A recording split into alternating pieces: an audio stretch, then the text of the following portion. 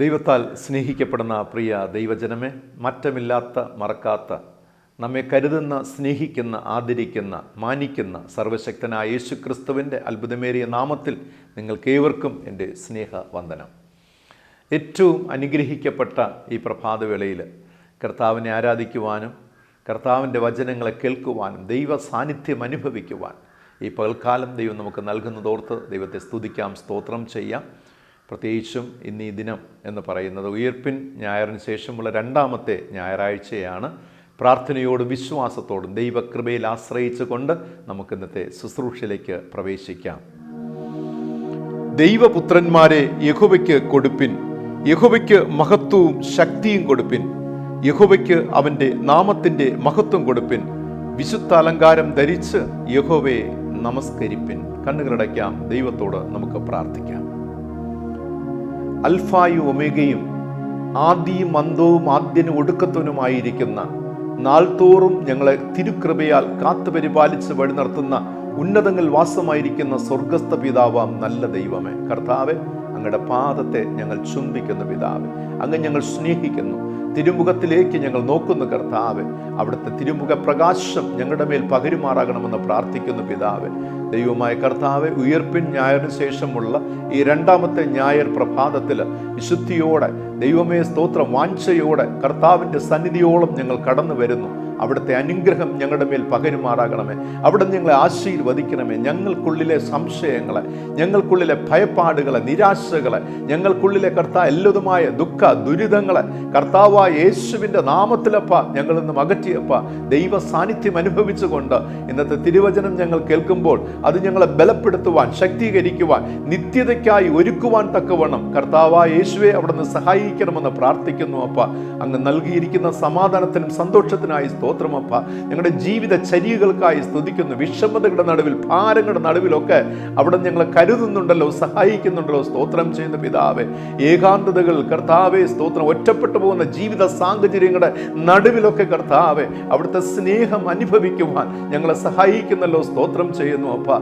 ഏത് തന്നെ പ്രയാസങ്ങളും പ്രതിസന്ധിയും ഞങ്ങളുടെ ജീവിതത്തിൽ വന്നാലും അപ്പ അങ്ങയുടെ സന്നിധിയോളം കടന്നു വന്ന് യേശുവേ എന്ന് വിളിക്കുമ്പോൾ, ദൈവമേ എന്ന് വിളിക്കുമ്പോൾ കർത്താവ് ഞങ്ങൾ ഉള്ളിൽ അനുഭവിക്കുന്ന ഒരു ദൈവ സാന്നിധ്യമുണ്ട്. കർത്താവെ, മനുഷ്യൻ മുഖത്തെ നോക്കുമ്പോൾ ആമേൻ ദൈവമോ ഞങ്ങളുടെ ഹൃദയങ്ങളെ അറിയുന്നു. നന്ദി പിതാവെ, അങ്ങ് ഞങ്ങളെ കാണുന്നു, അതിനായി സ്തുതിക്കുന്നു. ഞങ്ങളെ കാണുന്ന, ഞങ്ങളെ അറിയുന്ന ദൈവത്തിൻ്റെ മുൻപിൽ ഞങ്ങളെ പൂർണ്ണമായി പകരുന്നു. പിതാവെ, അവിടെ ഞങ്ങൾ അനുഗ്രഹിച്ച് ആശീർവദിക്കണമേ. ഇന്നത്തെ തിരുവചന ദൂതിനെ അനുഗ്രഹിച്ച് നൽകണമെന്ന് പ്രാർത്ഥിക്കുന്നു.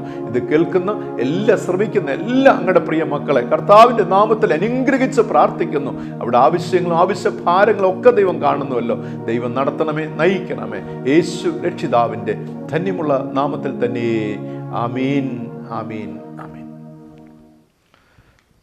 പ്രിയരെ, കഴിഞ്ഞ ആഴ്ചയിൽ തിരുവചന സന്ദേശത്തിൻ്റെ ഒടുവിൽ ഒരു ചോദ്യം ചോദിക്കുകയുണ്ടായി. അത് ഇപ്രകാരമാണ്: ഉയർത്ത കർത്താവായ യേശു ക്രിസ്തു ഉയർപ്പിന് ശേഷം എത്രാമത്തെ ദിവസമാണ് അപ്പോസ്തലനായ ക്രിസ്തു ശിഷ്യനായ തോമസിന് പ്രത്യക്ഷത നൽകിയത് എന്ന ചോദ്യമാണ് ചോദിച്ചത്. അതിന് എല്ലാവരും മറുപടി നൽകി, എല്ലാവരും ശരിയായ ഉത്തരമാണ് നൽകിയിരിക്കുന്നത്. 8ാമത്തെ ദിനമാണ് ക്രിസ്തു പ്രത്യക്ഷത നൽകിയത്. പ്രത്യേകിച്ച് അതിനെ ആൻസർ നൽകിയ എല്ലാവരോടുമുള്ള പ്രത്യേക നന്ദി ഞാൻ അറിയിക്കുന്നു. കർത്താവ് നിങ്ങളെ അറിയിക്കട്ടെ. നിങ്ങൾ അതിനോട് കാണിക്കുന്ന വാഞ്ച അത് ദൈവം കാണുന്നുണ്ട് പ്രിയമുള്ളവരെ. അത് വചനം കേൾക്കുക മാത്രമല്ല, നിങ്ങൾ കഴിവുള്ള നിങ്ങളുടെ കഴിവിലൂടെ കൂടുതലായിട്ട് അത് കണ്ടെത്തി ആൻസർ കമൻറ്റ് ബോക്സിൽ രേഖപ്പെടുത്തുവാൻ നിങ്ങൾ കാണിക്കുന്ന ഉത്സാഹത്തെ ദൈവം കാണുന്നുണ്ട്. കുഞ്ഞുനാളിലൊക്കെ നമ്മൾ ഇപ്രകാരമാണ് വിശ്വാസ ജീവിതത്തിൽ വളർന്നു വന്നത്, അല്ലേ?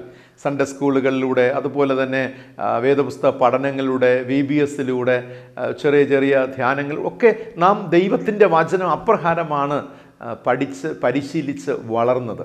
അപ്പോൾ ഈ കാലഘട്ടത്തും അപ്രകാരം ദൈവവചനത്തോട് കൂറും കൂട്ടായ്മയും പുലർത്തുവാൻ, ഒരു വിധത്തിൽ പറഞ്ഞാൽ ദൈവവചനത്തോട് കൂട്ടായ്മ ആചരിക്കുക, അതിൽ ഇൻവോൾവ് ആകുക എന്ന് പറഞ്ഞാൽ ദൈവത്തോട് നാം കൂടുതൽ ഇൻവോൾവ് ആകുന്നു, ദൈവത്തിൽ നാം കൂടുതൽ ചേരുന്നു എന്നതാണ് അർത്ഥമാക്കുന്നത്. അതുകൊണ്ട് പ്രിയമുള്ളവരെ, കമൻറ്റ് ബോക്സ് രേഖപ്പെടുത്തി എല്ലാവരുമുള്ള നന്ദിയും സ്നേഹവും അറിയിക്കുന്നു.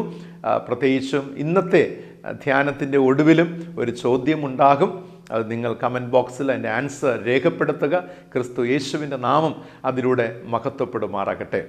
ഇന്ന് നാം ധ്യാനത്തിനായിട്ട് എടുത്തിരിക്കുന്ന തിരുവചന വിധഭാഗം വിശുദ്ധ യോഹന്നാൻ എഴുതിയ സുവിശേഷം 21 അധ്യായം 1 മുതൽ 14 വരെയുള്ള വാക്യങ്ങളെ ആസ്പദമാക്കി കർത്താവിങ്കിലേക്ക് മടങ്ങി വരുവിൻ എന്ന ചിന്തയാണ് ഇന്ന് ധ്യാനത്തിനായിട്ട് ഞാൻ തിരഞ്ഞെടുത്തിരിക്കുന്നത്.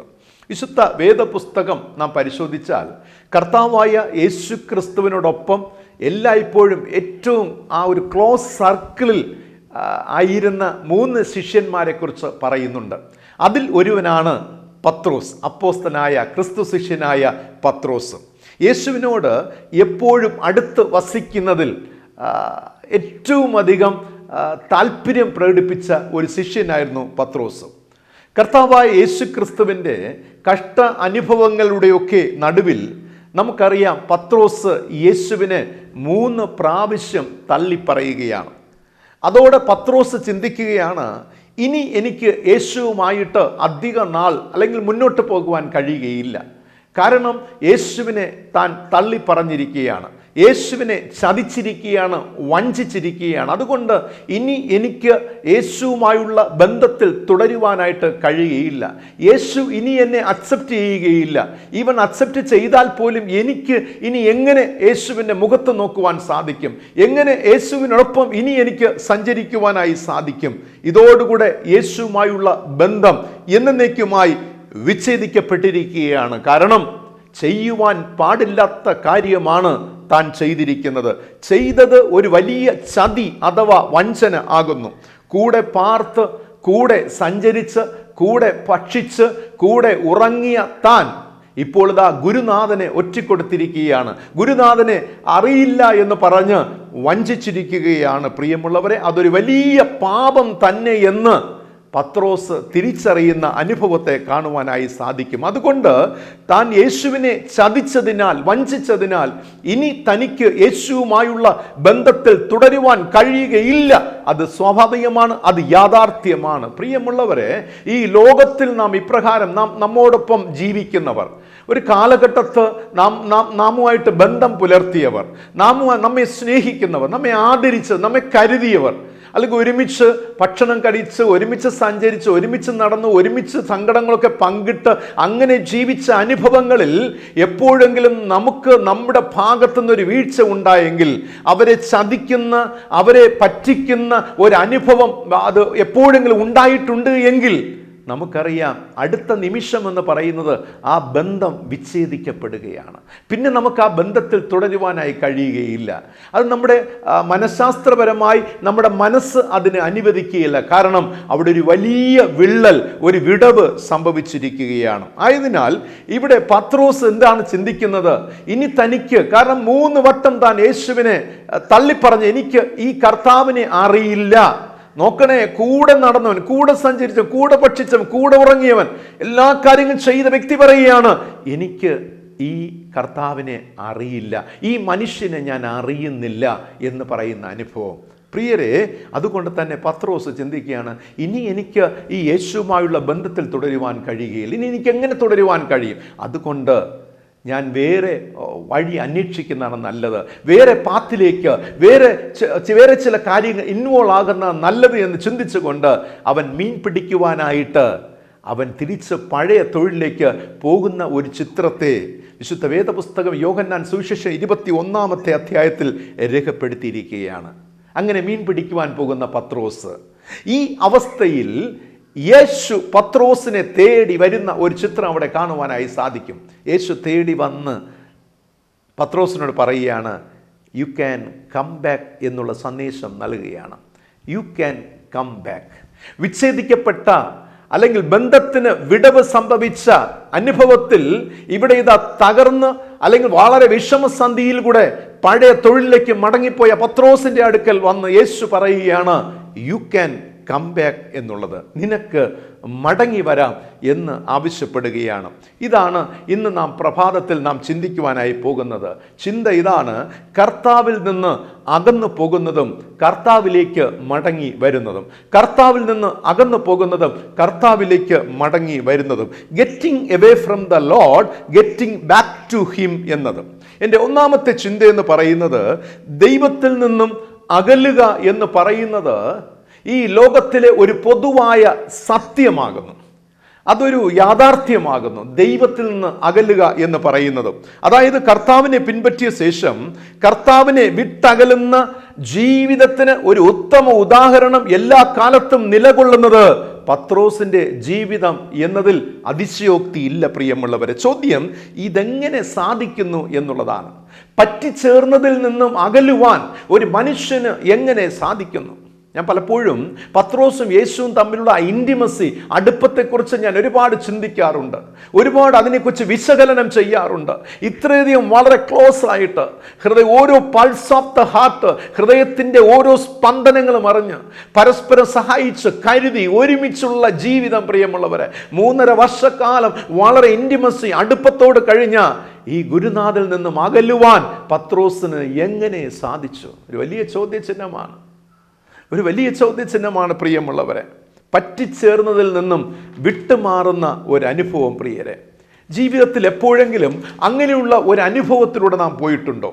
വിശുദ്ധ വേദപുസ്തകം നാം പരിശോധിച്ചാൽ പഴയ നിയമം തുടങ്ങി നാം വായിക്കുമ്പോൾ ഒരുപാട് ജീവിതങ്ങളെ കാണുവാനായി സാധിക്കും. രാജാക്കന്മാരുടെ കാലഘട്ടത്ത് രാജാക്കന്മാർ പലപ്പോഴും ദൈവത്തിൽ നിന്നും അകലുന്ന ഒരു ചിത്രത്തെ കാണുവാനായി സാധിക്കും. ആരംഭം ദൈവത്തോടു കൂടെ ആയിരുന്നു, ദൈവിക കൽപ്പനകളോട് കൂടെ ആയിരുന്നു, ദൈവിക ആലോചനയിൽ തന്നെയായിരുന്നു ഭരണം നടത്തിയത്. എന്നാൽ ഒരു പ്രത്യേക സമയം വന്നപ്പോൾ അതിൽ നിന്ന് വിട്ടുപോകുന്ന അനുഭവങ്ങളെ കാണുവാനായി സാധിക്കും. വീണ്ടും കയ്യിൻ്റെ ജീവിതം നോക്കുമ്പോഴും അങ്ങനെ തന്നെയാണ്. അതുപോലെ പുതിയ നിയമത്തിൽ കർത്താവായ യേശു പറഞ്ഞ മൂത്തപുത്രൻ്റെ, ജ്യേഷ്ഠപുത്രൻ്റെ ജീവിത അനുഭവം നോക്കിയാലും വിട്ടുമാറുന്ന അനുഭവത്തെ കാണുവാനായി സാധിക്കും. യൂദായുടെ ജീവിതം പരിശോധിച്ചാൽ, ആദിമ സഭയിലെ ചില വിശ്വാസികളുടെ ജീവിതം പരിശോധിച്ചാൽ പറ്റിച്ചേർന്നതിൽ നിന്നും വിട്ടുമാറുന്ന അനുഭവങ്ങളെ നോക്കിക്കാണുവാനായി സാധിക്കും. ചോദ്യം, കർത്താവിനെ വിട്ട് അകലുവാനുള്ള കാരണങ്ങൾ എന്തൊക്കെയാണ്? കർത്താവിനെ വിട്ട് അകലുവാനുള്ള കാരണങ്ങൾ എന്തൊക്കെയാണ്? പ്രധാനമായിട്ടും വേദപുസ്തകം നാം പരിശോധിച്ചാൽ എനിക്ക് മനസ്സിലാക്കുവാൻ കഴിയുന്നത്, ഞാൻ കണ്ടെത്തിയ 2 കാരണങ്ങളുണ്ട്. ക്രിസ്തുവിനെ വിട്ട് അകലുവാനുള്ള 2 കാരണങ്ങൾ. ഒന്ന്, വേദപുസ്തക പശ്ചാത്തലത്തിൽ പരിശോധിച്ചാൽ സാഹചര്യങ്ങളാകുന്നു. സാഹചര്യങ്ങൾ. ഇവിടെ പത്രോസിന്റെ ജീവിതത്തിൽ സാഹചര്യങ്ങളാണ് അവന്റെ ജീവിതത്തിൽ ക്രിസ്തുവിനെ അറിയില്ല എന്ന് പറഞ്ഞ് ക്രിസ്തുവിൽ നിന്ന് വിട്ടുമാറിപ്പോകുവാനായിട്ട് അവനെ പ്രേരിപ്പിക്കുന്നത്.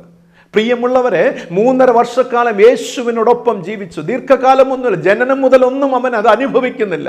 ജീവിതത്തിൻ്റെ ഒരു പ്രത്യേക ഒരു ടൈമിൽ യേശുനാഥൻ അവനെ തേടി വരികയാണ്, അവനെ ചൂസ് ചെയ്യുകയാണ്. മീൻപിടുത്തക്കാരനായ പത്രോസിനെ കർത്താവ് സെലക്ട് ചെയ്യുകയാണ്. അവനെ ചൂസ് ചെയ്ത് അവനെ തിരഞ്ഞെടുത്ത് തന്നോടൊപ്പം കൂടെ കൊണ്ട് നടക്കുകയാണ്. ഞാൻ നേരത്തെ പറഞ്ഞല്ലോ, കൂടെ നടന്ന് ആ ക്രിസ്തുവിൻ്റെ മാറിൻ്റെ ചൂട് അനുഭവിച്ച പത്രോസ് ഒരു പ്രത്യേക നിമിഷത്ത് അവൻ ദൈവിക സ്വഭാവമുള്ളവനായി തീരുകയാണ്, അവൻ ദൈവ സാന്നിധ്യത്തിലായി തീരുകയാണ്.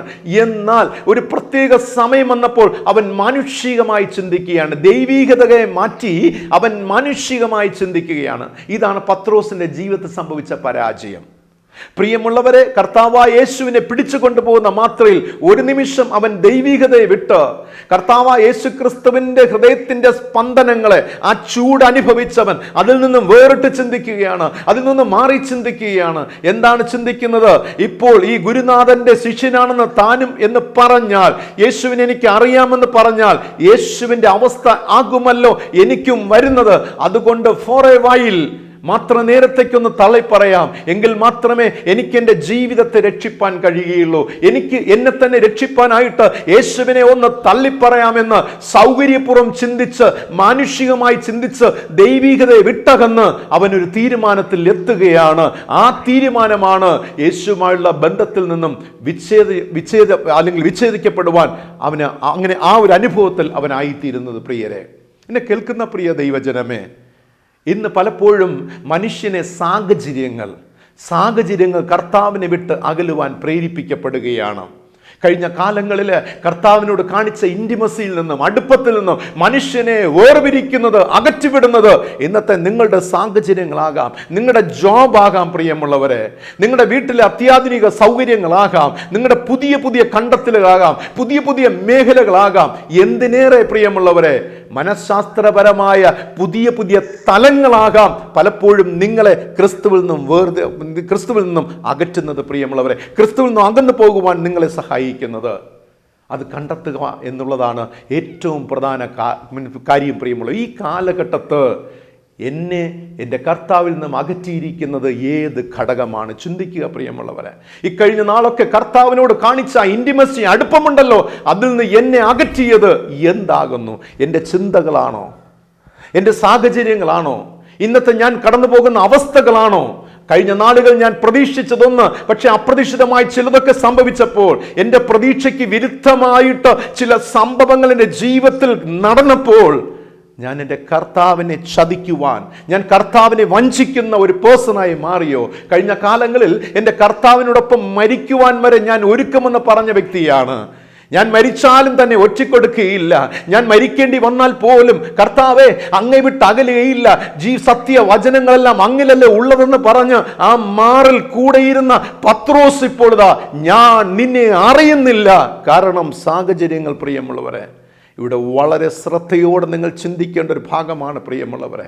സാഹചര്യങ്ങൾ ജീവിതത്തിൽ മാറി മറിയുമ്പോൾ നിങ്ങൾ ജാഗ്രതയുള്ളവരായിരിക്കണം.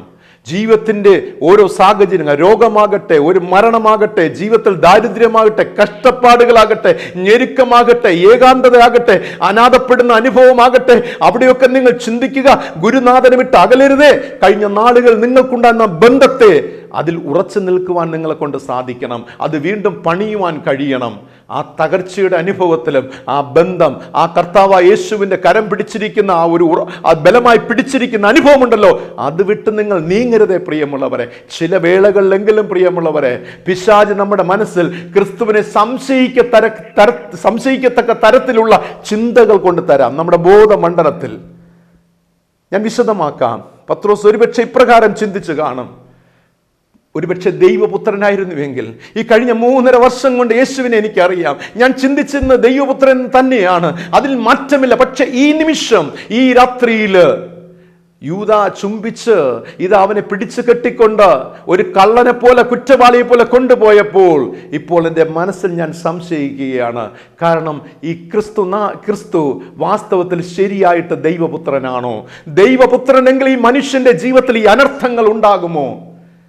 ഈ കഴിഞ്ഞ സമയം വരെ പത്രോസ് ചിന്തിക്കുകയാണ്, ഈ കഴിഞ്ഞ സമയം വരെ യേശുവിൻ്റെ പേര്, പുകഴ്ച, മാനം, അന്തസ്സ്, സ്ഥാനം വലുതായിരുന്നു. മരിച്ചവരെ ഉയിർപ്പിക്കുന്നു, സമൂഹത്തിൽ എവിടെ പോയാലും യേശുവിന് ഒരു വലിയ സ്ഥാനമാണ്. എന്നാൽ ഇപ്പോൾ ഈ കള്ളനെ പോലെ പിടിച്ചു കെട്ടിക്കൊണ്ട് പോകുമ്പോൾ, അവനെ ക്രൂശിക്കുവാൻ പറയുമ്പോൾ, അവനെ തകർത്ത് കളയുവാനായിട്ട് ചിന്തിക്കുമ്പോൾ, പത്രോസിന്റെ ബോധമണ്ഡലത്തിൽ പത്രോസ് ചിന്തിക്കുകയാണ്, എന്താണ് ഇവന്റെ ജീവിതത്തിൽ എന്തോ തെറ്റുണ്ട്. ഇതുവരെ ചെയ്തവൻ ദൈവികമല്ല, അവൻ ചെയ്തതൊക്കെ ദൈവികമായിരുന്നു എങ്കിൽ ഇന്ന് ഈ സ്ഥിതി രക്ഷകനായ യേശുവിന് വരികയില്ലായിരുന്നു. യേശുവിൻ്റെ ജീവിതത്തിൽ ഇങ്ങനെ ഒരു അനർത്ഥത്തിലൂടെ പോകേണ്ടി വരുമായിരുന്നില്ല എന്നൊരു നിഗമനത്തിൽ അവൻ്റെ ബോധമണ്ഡലത്തിൽ എത്തുകയാണ്. എന്നെ കേൾക്കുന്ന പ്രിയ ദൈവജനമേ, ജീവിതത്തിൽ എവിടെയാണോ, ആരിൽ നിന്നാണ് നാം വിട്ടകലുന്നത്, അവിടെ നമ്മുടെ ബോധമണ്ഡലത്തിൽ ചില തെറ്റിദ്ധാരണകൾ ഉണ്ടാക്കുന്ന സാഹചര്യങ്ങൾ ഉണ്ടാകാം. അതാണ് നമ്മെ മറ്റുള്ള ആ ഒരു അനുഭവത്തിൽ നിന്ന്, ബന്ധത്തിൽ നമ്മെ വേർപെടുത്തുന്നത്, നമ്മെ അകറ്റി നിർത്തുന്നത്. പത്രോസ് അപ്രകാരമുള്ള ഒരു അനുഭവത്തിലൂടെ ക്രൈസിസിലൂടെ കടന്നു ചെല്ലുകയാണ്. ആ സാഹചര്യത്തിൽ അവനെ സഹായിപ്പാനോ, ഒരു മെന്ററിങ് നൽകുവാനോ, ഒരു മെന്റൽ സപ്പോർട്ട് കൊടുക്കുവാനോ ആരുമില്ലാതെ പോകുകയാണ്. ആ സമയത്താണ് അവൻ 3 പ്രാവശ്യം അവൻ ഗുരുനാഥനെ തള്ളിപ്പറയുന്നത്. എനിക്കറിയില്ല എന്ന് പറഞ്ഞു. ഞാൻ പറഞ്ഞു വരുന്നത് സാഹചര്യങ്ങൾ പ്രിയമുള്ളവരെ, ഇങ്ങനെയുള്ള സാഹചര്യങ്ങൾ നമ്മുടെ ജീവിതത്തിൽ വരുമ്പോൾ നാം വളരെ വളരെ വളരെ ജാഗ്രതയുള്ളവരായിരിക്കണം പ്രിയമുള്ളവരെ. ബന്ധങ്ങളിൽ നിന്നും അകന്നു പോകത്തക്ക ഒരുപാട് പ്രലോഭനങ്ങൾ, ഒരുപാട് പ്രതിസന്ധികൾ ജീവിതത്തിൽ കടന്നു വന്നേക്കാം. അവിടെയൊക്കെ ഹോൾഡ് ചെയ്ത് പിടിക്കുവാൻ സാധിക്കണം. കർത്താവിൻ്റെ കരങ്ങളെ ബന്ധങ്ങളിൽ ഹോൾഡ് ചെയ്ത് പിടിച്ചുകൊണ്ട് എത്ര തന്നെ അനർത്ഥം വന്നാൽ വന്നാലും, എത്ര തന്നെ പ്രയാസം വന്നാലും, മരിക്കേണ്ടി വന്നാലും ഞാൻ ഒരിക്കലും ഈ ബന്ധത്തിൽ നിന്ന് വിട്ടുപിരിയുകയില്ല, രക്ഷകനുമായുള്ള ബന്ധത്തിൽ നിന്ന് വിട്ടുപിരിയുകയില്ല എന്ന വിശ്വാസത്തിൽ, ഉറപ്പിൽ നാം വരണം. തെറ്റിദ്ധാരണകളെ മാറ്റണം, നമ്മുടെ സംശയങ്ങളെ മാറ്റണം. പിശാച് കൊണ്ടുതരുന്ന, നമ്മുടെ ബ്രെയിനിൽ ഇട്ട് തരുന്ന സംശയങ്ങളുണ്ടല്ലോ, അതൊക്കെ എടുത്തു മാറ്റുവാൻ നമുക്ക് കഴിയണം പ്രിയമുള്ളവരെ.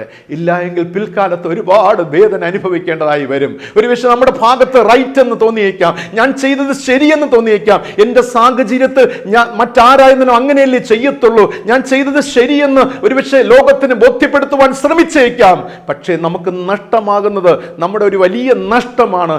ആ സാഹചര്യത്തെ നാം ഒരുപക്ഷെ ഇങ്ങനെ ഒരു വഞ്ചനയിലൂടെ നാം രക്ഷപ്പെട്ടേക്കാം. പക്ഷേ അതിൻ്റെ അനന്തരഫലം എന്ന് പറയുന്നത് ഒരു വലിയ നഷ്ടമാണ് ജീവിതത്തിൽ സംഭവിക്കുന്നത്. പ്രിയമുള്ള, കർത്താവിനെ വിട്ടകലുവാനുള്ള ഒന്നാമത്തെ കാരണം സാഹചര്യങ്ങൾ, രണ്ടാമത്തേത് സമ്പത്താണ്, പണമാണ്. പ്രിയമുള്ളവരെ, യൂദായുടെ ജീവിതത്തെ പരിശോധിച്ച് നോക്കിയാൽ സമ്പത്തിന് വേണ്ടി കർത്താവിനെ ഒറ്റിക്കൊടുക്കുകയാണ്, കർത്താവുമായുള്ള ബന്ധത്തിൽ നിന്നും വിച്ഛേദിക്കുകയാണ്.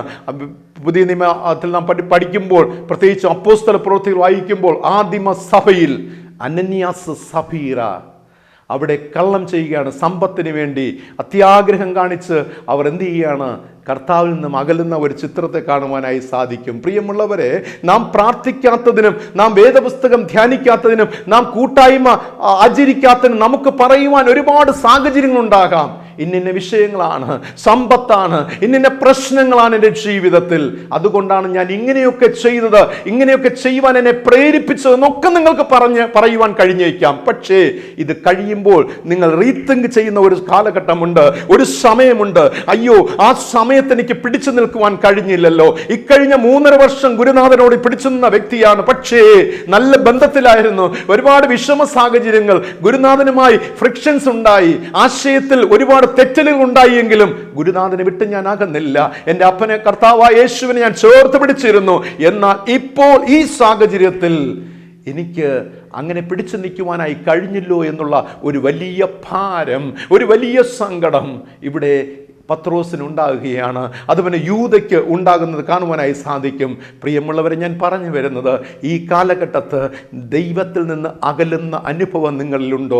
പ്രാർത്ഥിക്കാതിരിക്കുന്നത്, ദൈവവുമായി കൂട്ടായ്മ ആചരിക്കാതിരിക്കുന്നത്, വേദപുസ്തകം ധ്യാനിക്കാതിരിക്കുന്നത്, മനനം ചെയ്യാതിരിക്കുന്നത്, ദൈവത്തെ അനുസരിക്കാതിരിക്കുന്ന അനുഭവമുണ്ടോ?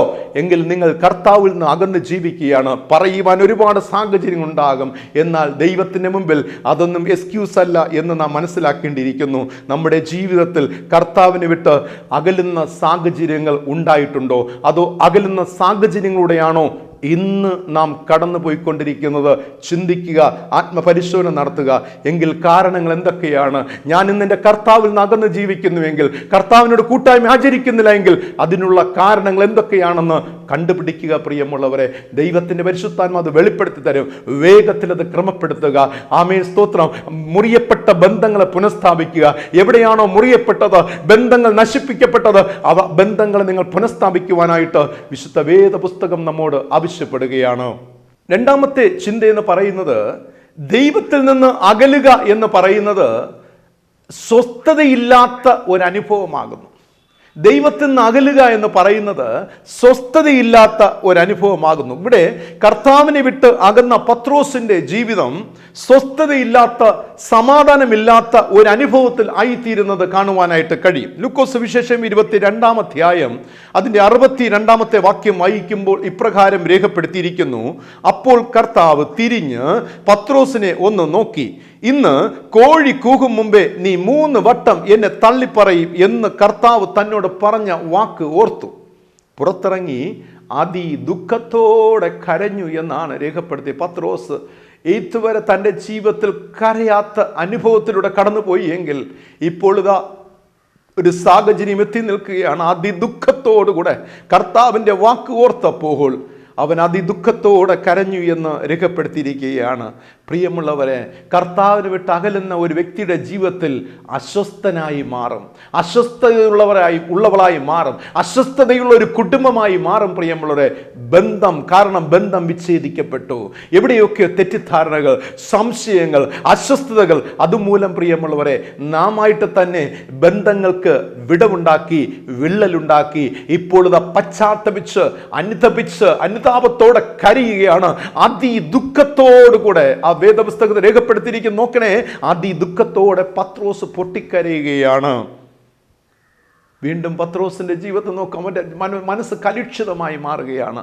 ദൈവത്തെ വിട്ടകലുന്ന ഓരോ വ്യക്തിയുടെ ജീവിതം ആ സമയം ഒരുപക്ഷെ തിരിച്ചറിയില്ലായിരിക്കാം. പക്ഷെ അല്പം കഴിയുമ്പോൾ, ഇച്ചിരി നാൾ കഴിയുമ്പോൾ, കുറച്ചു നാൾ കഴിയുമ്പോൾ, ഒരു സാഹചര്യം കഴിയുമ്പോൾ പൊട്ടിക്കരയുന്ന, മനസ്സ് കലുഷിതമാകുന്ന, ഒരിക്കലും ശമിക്കുവാൻ അല്ലെങ്കിൽ ഉണക്കുവാൻ കഴിയാത്ത മുറിവായി മാറ്റപ്പെടും എന്ന് ചിന്തിക്കുക. പ്രിയമുള്ളവരെ, ഇത് ദൈവികമായ ചിന്തയാണ് ഈ പ്രഭാതത്തിൽ നിങ്ങളോട് പങ്കിടുന്നത്. പ്രിയമുള്ളവരെ, ദൈവികമായ ഇടപെടൽ എവിടെയെങ്കിലും നിങ്ങളുടെ ജീവിതത്തിൽ ദൈവവുമായുള്ള ബന്ധത്തിൽ നിന്ന് അകന്നു പോയിട്ടുണ്ടെങ്കിൽ മടങ്ങി വരുവാനുള്ള ഒരു ആഹ്വാനമാണ് ഇതിലൂടെ ദൈവത്തിൻ്റെ പരിശുദ്ധാത്മാവ് നൽകിക്കൊണ്ടിരിക്കുന്നത്. പ്രിയമുള്ളവരെ, രണ്ടാമത്തെ ചിന്ത എന്ന് പറയുന്നത്, പത്രോസ് അസ്വസ്ഥനായി തീരുന്നതിലൂടെ അതിൻ്റെ ഫലം എന്ന് പറയുന്നത് അവൻ പഴയ തൊഴിലിലേക്ക് മടങ്ങിപ്പോവുകയാണ്.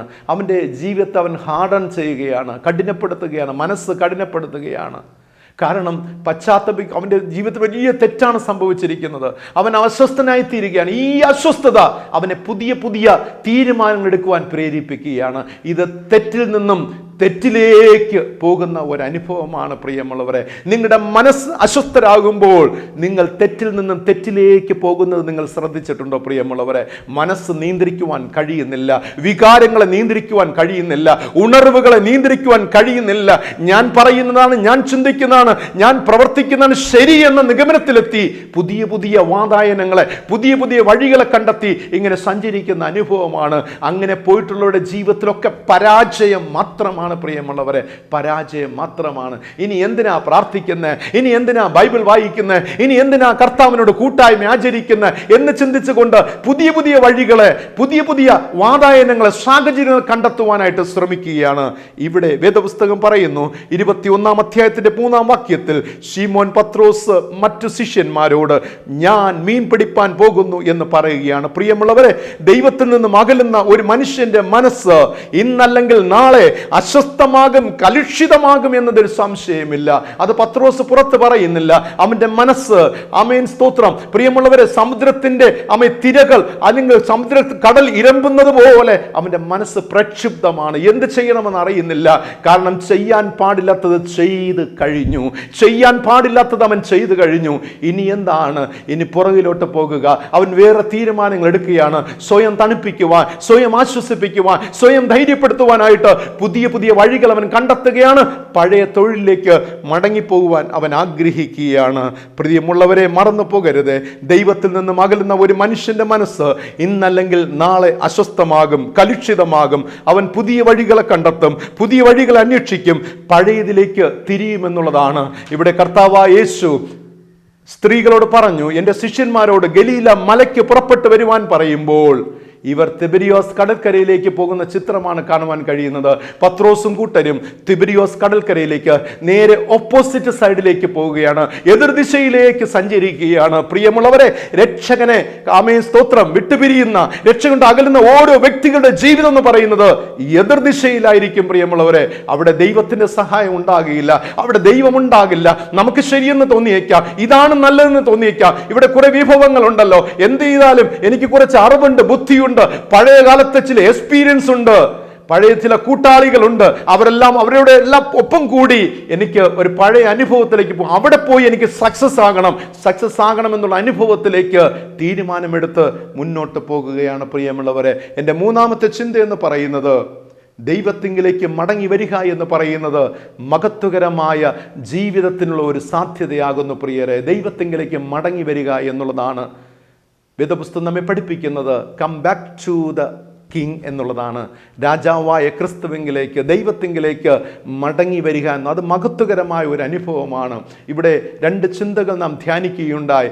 ജീവിതത്തിൽ തളർന്നു പോയ പത്രോസ്, സാഹചര്യങ്ങളെ കണ്ട് പല കർത്താവിന് വിട്ട് അകലുന്ന പത്രോസ്, അതൊരു പൊതുവായ സത്യമാണ്. ഇന്ന് മനുഷ്യൻ സാഹചര്യത്തെയും സമ്പത്തിനെയും ഒക്കെ കണ്ട് ഇന്ന് ദൈവത്തെ വിട്ട് അകലുന്ന മനുഷ്യൻ അസ്വസ്ഥനായി തീരുന്ന മനുഷ്യനായി മാറുകയാണ്. ഈ പത്രോസ് പോവുകയാണ്, പോയി മീൻ പിടിക്കുകയാണ്. മീൻ പിടിച്ചപ്പോൾ രാത്രി മുഴുവനും അധ്വാനിച്ചിട്ട് അവനൊന്നും കിട്ടുന്നില്ല. പ്രിയമുള്ളവരെ, ഒരു വലിയ പ്രതീക്ഷയോടെ, വിജയത്തോടെ, കുഴപ്പമില്ല, ഇനി ക്രിസ്തുവിന്റെ മുമ്പിൽ, ഇനി ആരുടെ മുമ്പിൽ തലകുനിക്കേണ്ട ആവശ്യമില്ല, എനിക്കിനി ആരെയും ആവശ്യമില്ല, ഞാൻ ജീവിക്കും. എൻ്റെ പഴയകാല അനുഭവങ്ങളുണ്ട്, പഴയകാല കൂട്ടുകാരുണ്ട്, അവരൊക്കെ എന്നെ സഹായിക്കും, അവരൊക്കെ കുറെ മോട്ടിവേഷൻ തരും, അവരുടെ സ്നേഹപ്രകടനങ്ങൾ ഞാൻ കാണുന്നുണ്ട്. ഇത്രയും നാൾ നീ 3.5 വർഷക്കാലം ഞങ്ങളൊക്കെ വിട്ട് പോയല്ലോ, ഞങ്ങളുടെ സ്ഥലത്തിന് വിട്ട് പോയല്ലോ, ഞങ്ങളുടെ ലൊക്കേഷന് വിട്ടൊക്കെ പോയല്ലോ, ഇപ്പൊ കണ്ടോ നീ അനുഭവിച്ചത്, നീ ഒറ്റപ്പെട്ടു പോയല്ലോ, നീ തകർക്കപ്പെട്ടല്ലോ, ഇനി വാ, ഞങ്ങൾ നിന്നെ സഹായിക്കാൻ കരുതാമെന്നൊക്കെ പറഞ്ഞ് ഇവർ മീൻ പിടിക്കാൻ പോവുകയാണ്. അവിടെ പോയപ്പോൾ എന്താണ്?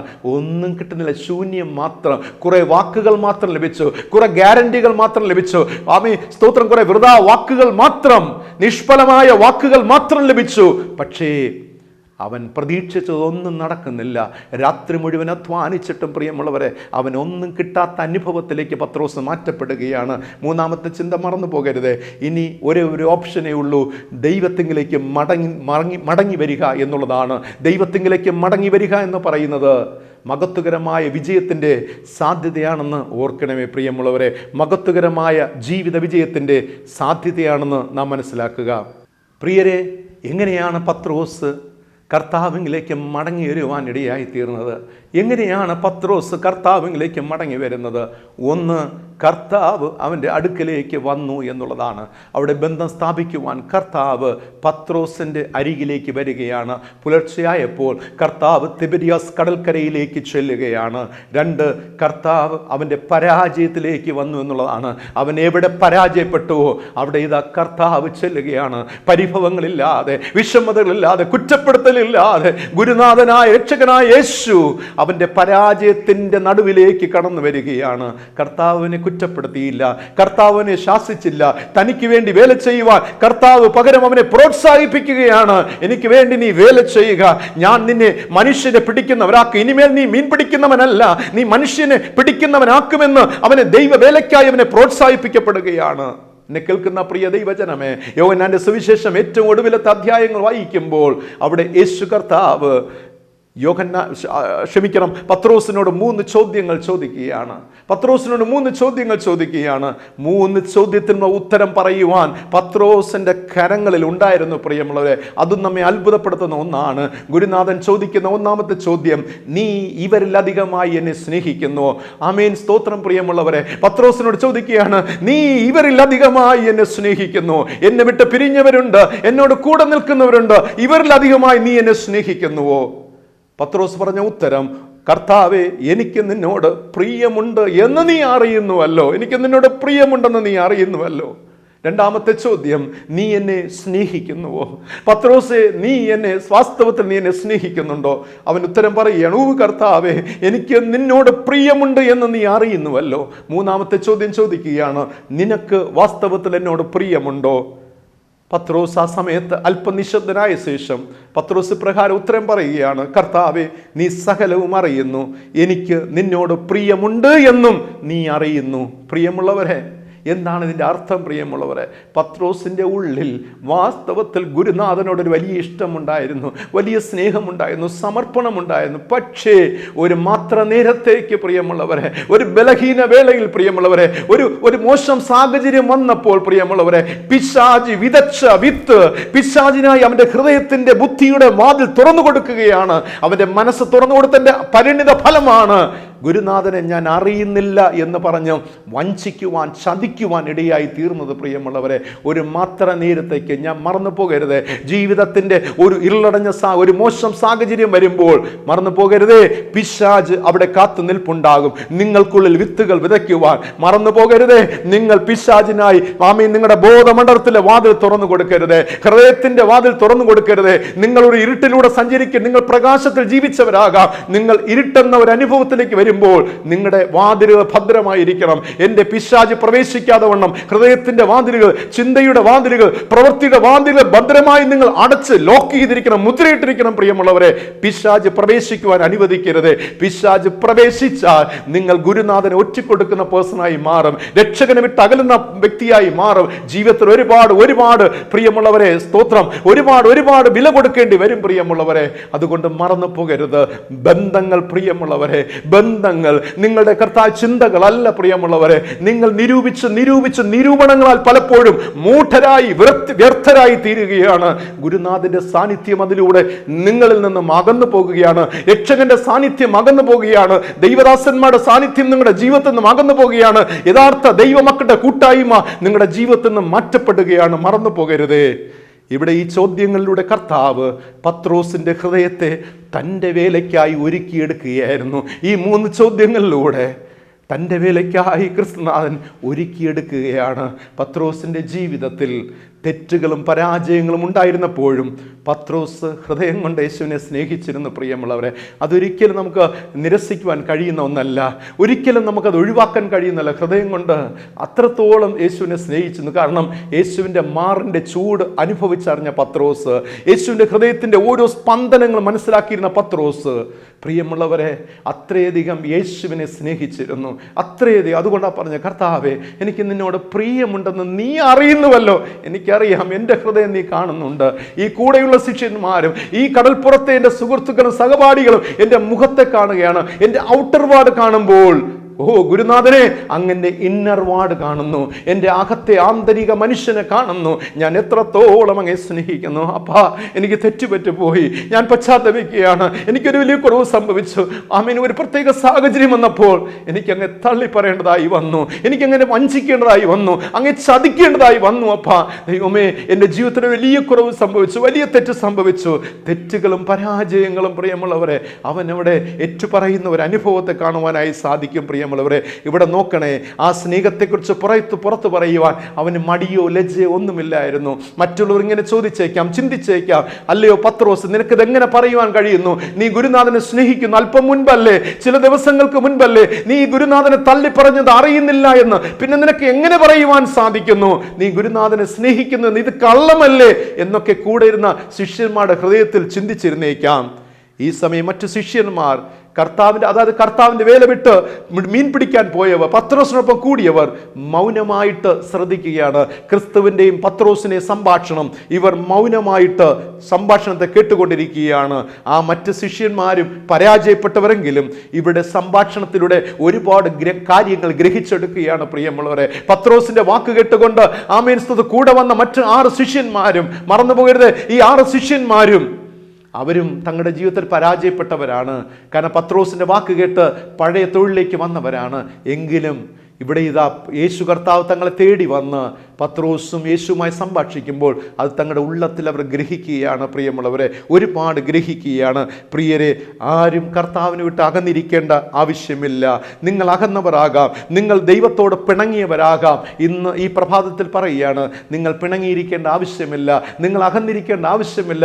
കോംപ്രമൈസ് ചെയ്യുക. കർത്താവിനോട് പറയുക, yes Lord, I love U Lord, I believe you, I trust you Lord. യേശുവേ, അങ്ങ് ഞാൻ സ്നേഹിക്കുന്നു, അങ്ങ് ഞാൻ ആരാധിക്കുന്നു. കഴിഞ്ഞു പോയ തെറ്റുകൾ, എൻ്റെ ജീവിതത്തിൽ നിന്ന് പോയ കുറവുകളെ അപ്പാ എന്നോട് ക്ഷമിക്കണമേ കർത്താവേ, എന്നോട് പൊറുക്കണമേ. ഒരു മാത്ര നേരത്തേക്ക് ഞാൻ അങ്ങനെ ആയിപ്പോയി കർത്താവേ. ഇനി എൻ്റെ ജീവിതത്തിൽ ഞാൻ മരിക്കേണ്ടി വന്നാലും അങ്ങേ ഞാൻ ഒറ്റുകയില്ല, അങ്ങയുടെ ഹൃദയത്തെ വേദനിപ്പിക്കുകയില്ല, അങ്ങ് ഞാൻ തള്ളിപ്പറയുകയില്ല. ഞാൻ മരിക്കേണ്ടി വന്നാലും, ഞാൻ മരിച്ചു പോയേണ്ടി വന്നാലും ഞാൻ ഒരിക്കലും തള്ളിപ്പറയുകയില്ല. Because I love you. ഞാൻ രക്ഷക യേശുവെ അങ്ങേ സ്നേഹിക്കുന്നു, അങ്ങിൽ ആശ്രയിക്കുന്നു, അങ്ങിൽ ഞാൻ വിശ്വാസം അർപ്പിക്കുന്നു. ഇങ്ങനെ പറയാമോ പ്രിയമുള്ളവരെ? നിങ്ങളുടെ ജീവിതത്തിൻ്റെ വിജയത്തിന് അടിസ്ഥാനം അതായി തീരും പ്രിയമുള്ളവരെ. ആ ഏറ്റുപറച്ചിൽ, വീണ്ടും നിങ്ങൾ ബന്ധം സ്ഥാപിക്കുന്നത്, കർത്താവിൻ്റെ അടുക്കലോളം പോകുന്നത് പ്രിയമുള്ളവരെ. ഒരു ക്ഷമ ചോദിച്ചേക്ക്, ദൈവത്തോട് ക്ഷമിക്കുവാൻ പറഞ്ഞേക്ക്, ഏറ്റു പറഞ്ഞേക്ക്. ഇനി മസിൽ പിടിച്ചുകൊണ്ടിരിക്കരുത്. ദൈവത്തിൻ്റെ അടുക്കലോളം ചെല്ലുക. കർത്താവിങ്കിലേക്ക് മടങ്ങി വരുവിൻ, കർത്താവിനോടൊപ്പം ഒരുമിച്ച് കൂട്ടായ്മ ആചരിക്കുവാനായിട്ട് കർത്താവ് നമ്മെ ക്ഷണിക്കുകയാണ്. അത് നിങ്ങളുടെ ജീവിതത്തിൽ നഷ്ടമായി പോയ സന്തോഷത്തെ തിരികെ ലഭിക്കുവാൻ ഇടയാകും. മനസ്സമാധാനം, നഷ്ടമായി പോയ മനസ്സമാധാനം തിരികെ ലഭിക്കുവാൻ ഇടയാകും. നഷ്ടമായി പോയ മനസ്സിൻ്റെ അസ്വസ്ഥതയുണ്ടല്ലോ, അതൊക്കെ മടക്കി ലഭിക്കുവാൻ ഇടയാകും. പ്രിയമുള്ളവരെ, ദൈവത്തിന് പ്രയോജനമുള്ള വ്യക്തിയാക്കി ദൈവം നിങ്ങളെ മാറ്റും. നിങ്ങളൊരു പുതിയ വ്യക്തിയാക്കി മാറ്റും. പത്രോസ് തൻ്റെ ജീവിതത്തിൽ പരാജയങ്ങളും കുറവുകൾ സംഭവിച്ചുവെങ്കിലും അവൻ മടങ്ങി വന്നപ്പോൾ അവനൊരു പുതിയ വ്യക്തിയാക്കി മാറ്റുകയാണ്. ലോകമറിയപ്പെടുന്ന ലോകത്തെ സുവിശേഷീകരിക്കുന്ന ഒരു വലിയ അപ്പോസ്തലനാക്കി ദൈവം അവനെ ഉപയോഗിക്കുന്നത് കാണുവാനായി സാധിക്കും. Yes, our Jesus is living. പ്രിയമുള്ളവരെ, യേശു ജീവിക്കുന്നു. ജീവനുള്ള കർത്താവിൻ്റെ സത്യസാക്ഷികളായി മാറുകയാണ്. ഞാൻ ഇനി മരിച്ചാലും എൻ്റെ കർത്താവിനെ തള്ളിപ്പറയുകയില്ല. കർത്താവിന് ഞാൻ എപ്പോഴും കർത്താവിനോട് ചേർന്ന് നിൽക്കും. കർത്താവിനെ ഞാൻ ഉയർത്തി കാണിക്കും. കർത്താവിനെ ഞാൻ സ്തോത്രം എല്ലാ നിലകളിലും ഞാൻ മഹത്വപ്പെടുത്തും എന്ന ചിന്തയിലേക്ക് വരികയാണ്. ഈ അനുഭവത്തിലേക്ക് മടങ്ങി വരാമോ? Come back to the king. രാജാവായ ക്രിസ്തുവിലേക്ക് മടങ്ങി വരുവിൻ. പ്രിയമുള്ളവരെ, കർത്താവിൻ്റെ കൃപകളെ തരും. കർത്താവ് തൻ്റെ ശക്തി പകരും. കർത്താവ് തൻ്റെ സമാധാനം നിങ്ങൾക്ക് തരും. തൻ്റെ ദൈവിക നന്മകളെ നമ്മുടെ മേൽ നൽകും. പ്രിയമുള്ളവരെ, ആ അനുഭവത്തിലേക്ക് മടങ്ങി വരുവാൻ ദൈവത്തിൻ്റെ പരിശുദ്ധാത്മാവ് നമ്മേവരെയും സഹായിച്ച് അനുഗ്രഹിക്കുമാറാകട്ടെ. ആമീൻ. ഇന്നത്തെ ചോദ്യം ഇതാണ്: കർത്താവിനെ വിട്ട് ശിഷ്യന്മാർ ഭൂരിഭാഗവും കടൽക്കരയിലേക്ക് പോവുകയാണ് മീൻ പിടിക്കുവാൻ. ആ കടൽക്കരയുടെ പേര് എന്താണ്? കർത്താവിന് വിട്ട് അകന്നു ചെല്ലുന്ന പത്രോസും കൂട്ടരും മീൻ പിടിക്കുവാൻ ചെല്ലുന്ന കടൽക്കരയുടെ പേര് എന്താണ്? ഈ പേര് നിങ്ങൾ കമൻറ്റ് ബോക്സിൽ രേഖപ്പെടുത്തുക. ഒപ്പം ഈ വചനം നിങ്ങൾക്ക് അനുഗ്രഹപ്രദമായാൽ, നിങ്ങൾക്ക് ബ്ലെസ്സിങ് ആയി മാറുന്നുണ്ടെങ്കിൽ ഇത് നിങ്ങളുടെ പ്രിയപ്പെട്ടവർക്കായിട്ട് നിങ്ങൾ ഷെയർ ചെയ്യുക. പ്രിയമുള്ളവരെ, അവരും ക്രിസ്തുവിലേക്ക് മടങ്ങി വരട്ടെ, അവരും ദൈവസ്നേഹം അനുഭവിക്കട്ടെ. അതിന് നിങ്ങളുടെ ഈ ഒരു പ്രേക്ഷിത പ്രവർത്തനം സഹായിക്കട്ടെ. ഇതൊരു പ്രേക്ഷിത പ്രവർത്തനമാണ്. നിങ്ങളെ ഈ വചനം സ്പർശിച്ചു എങ്കിൽ അത് മറ്റുള്ളവരോട് നിങ്ങൾ അറിയിക്കുക. അവർക്കും അത് അനുഗ്രഹമായി തീരട്ടെ. അവരും ക്രിസ്തുവിൽ വളരട്ടെ, ക്രിസ്തുവിലായി തീരട്ടെ. അതിലൂടെ എന്നെ മാനിക്കുന്നവരെ ഞാൻ മാനിക്കുമെന്നുള്ള തിരുവെഴുത്തുകൾ നമ്മുടെ ജീവിതത്തിലൂടെ അന്വർത്ഥമാകുവാൻ ദൈവത്തിൻ്റെ പരിശുദ്ധാത്മാവ് നമ്മെ സഹായിച്ച് അനുഗ്രഹിക്കുമാറാകട്ടെ. ആമീൻ. കണ്ണുകളടയ്ക്കാം. നമ്മുടെ ദൈവത്തോട് നമുക്ക് പ്രാർത്ഥിക്കാം. സ്വർഗീയ പിതാവാം ഞങ്ങളുടെ നല്ല ദൈവമേ, രാജാതിരാജാവ് രക്ഷകനുമായ യേശു ക്രിസ്തുവിൻ്റെ അടുക്കലോടും കടന്നു വരുവാൻ, പ്രാർത്ഥിക്കുവാൻ, ദൈവകൃപ അനുഭവിപ്പാൻ, കർത്താവ് മായമില്ലാത്ത മാറ്റമില്ലാത്ത ദൈവത്തിൻ്റെ വചനം ധ്യാനിക്കുവാൻ ഈ പ്രഭാതവേളയിൽ ഞങ്ങളെ സഹായിച്ച കൃപയ്ക്കായി സ്തോത്രം ചെയ്യുന്നു പിതാവേ. പത്രോസും അങ്ങുമായുള്ള ജീവിതത്തിൻ്റെ സംഭാഷണങ്ങൾ, അകൽച്ചകളപ്പ, വീണ്ടും മടങ്ങി വരവുകളെ കർത്താവേ ഞങ്ങൾ കർത്താവ് വ്യക്തമായി വിശദമായി ഞങ്ങൾ പഠിച്ചു. നന്ദിയപ്പ, നന്ദിയോട് സ്തോത്രം ചെയ്യുന്നു അപ്പ. പലപ്പോഴും ഞങ്ങളുടെ സാഹചര്യങ്ങൾ കർത്താവേ, ഞങ്ങളുടെ സമ്പത്ത് കണ്ടപ്പ, അധികാരം കണ്ട്, പേര് കണ്ടപ്പ, ദൈവമേ സ്തോത്രം, അതിനുവേണ്ടി കർത്താവ് സ്വാധീനതയ്ക്ക് വേണ്ടിയപ്പ അങ്ങ് വിട്ട് അകന്നു പോകുന്ന അനുഭവങ്ങളുണ്ട് കർത്താവേ. ഞങ്ങളുടെ കഷ്ടതയിൽ, ഞങ്ങളുടെ വേദന, ദുഃഖ, ദുരിത സാഹചര്യങ്ങളിലൊക്കെ അങ്ങേ വിട്ട് ത്യജിച്ച് കർത്താവ്, ബന്ധം വിച്ഛേദിച്ച് വിള്ളലുണ്ടാക്കി കടന്നു പോകുന്ന അനുഭവങ്ങളുണ്ട് കർത്താവെ. വീണ്ടും മടങ്ങി വരുവാൻ ദൈവമേ, ഇന്ന് കടൽക്കരയാകുന്ന ആമേൻ സ്തോത്രം പിതാവേ, ഈ യൂട്യൂബ് ചാനലിലൂടെ ഈ സന്ദേശം കേൾക്കുമ്പോൾ അപ്പ, ഇന്നും കർത്താവെ ഈ സന്ദേശമായി ആമേൻ സ്തോത്രം, ഈ കടൽക്കര അരികിൽ നിന്ന് അങ്ങ് ഞങ്ങളെ ക്ഷണിച്ചല്ലോ. സ്തോത്രം അപ്പ, ആമേൻ സ്തോത്രം അപ്പ. ഈ ഒരു 30-35 മിനിറ്റ് നേരം കർത്താവേ കടൽക്കരയാകുന്ന ആമേൻ സ്തോത്രം അപ്പ, ഈ ഒരു മീഡിയാസിലൂടെ കർത്താവ് ഞങ്ങളെ ക്ഷണിക്കുന്നതോർത്ത് സ്തോത്രം ചെയ്യുന്നു. മടങ്ങിവാ, യു ക്യാൻ കം ബാക്ക്. നിങ്ങൾക്ക് മടങ്ങി വരാം എൻ്റെ അടുക്കലേക്ക്. ആമേൻ സ്തോത്രം അപ്പ.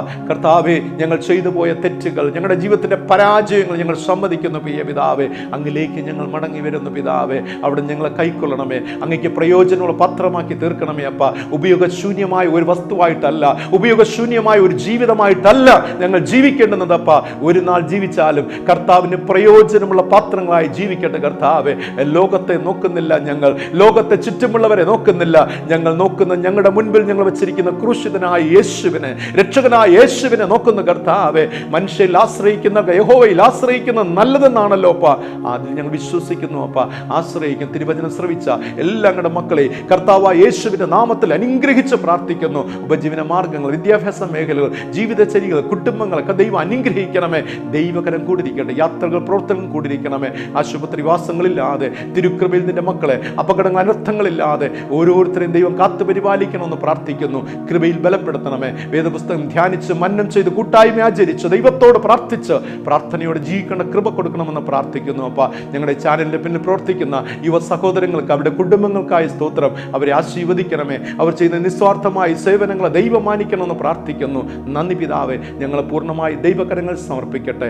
യേശു രക്ഷിതാവിന്റെ ധന്യമുള്ള നാമത്തിൽ തന്നെ. ആമേൻ. കർത്താവിൻ്റെ പ്രാർത്ഥന നമുക്ക് ഒരുമിച്ച് ചൊല്ലാം. സ്വർഗസ്ഥനായ ഞങ്ങളുടെ പിതാവേ, തിരുനാമം വിശുദ്ധീകരിക്കപ്പെടണമേ, തിരുരാജ്യം വരണമേ, തിരുവിഷ്ടം സ്വർഗത്തിലെ പോലെ ഭൂമിയിലുമാകണമേ. ഞങ്ങൾക്ക് ആവശ്യമുള്ള ആഹാരം തരണമേ. ഞങ്ങൾ കടക്കാരോട് ക്ഷമിച്ചിരിക്കുന്നത് പോലെ ഞങ്ങളുടെ കടങ്ങളും ഞങ്ങളോട് ക്ഷമിക്കണമേ. ഞങ്ങളെ പരീക്ഷയിൽ കിടത്താതെ ദുഷ്ടങ്ങളിൽ നിന്ന് വിടുവിക്കണമേ. രാജ്യവും ശക്തിയും മഹത്വവും ഇന്നും എന്നേക്കും അങ്ങേക്കുള്ളതാകുന്നുവല്ലോ. ആമേൻ. വിശ്വാസത്തോടെ ആശീർവാദം കൈക്കൊള്ളി. നമ്മുടെ കർത്താവും രക്ഷിതാവുമായ യേശുമിശിഹായുടെ കൃപയും പിതാവായ ദൈവത്തിന്റെ സ്നേഹം പരിശുദ്ധാത്മാവാം ദൈവത്തിന്റെ കൃപ, അനുഗ്രഹം, നന്മ, സമാധാന, സന്തോഷം നിങ്ങളെല്ലാ പേരോടും സദാകാലം കൂടിയിരിക്കുമാറാകട്ടെ. ആമേൻ. ആമേൻ. പ്രിയരെ, കർത്താവിൽ നിന്നും അകന്ന് ജീവിക്കുന്ന അനുഭവമെങ്കിൽ കർത്താവ് നമ്മെ ക്ഷണിക്കുകയാണ്. മടങ്ങി വരാം, ക്രിസ്തുവിനോട് കൂടെ കൂട്ടായ്മ ആചരിക്കാം. ദൈവം നമ്മെ സഹായിക്കട്ടെ. God bless you all. Thank you very much.